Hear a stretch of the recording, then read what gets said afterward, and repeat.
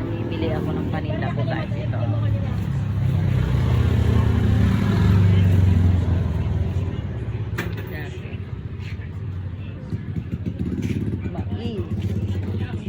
Ito yung binili kong balangoy guys.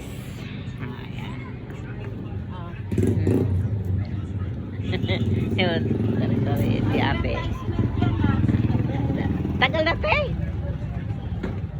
Tagal na.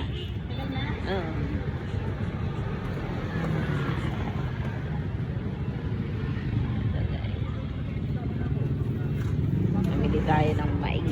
Dapat sa pangalan ko ginagamit ko. Magkano mais te?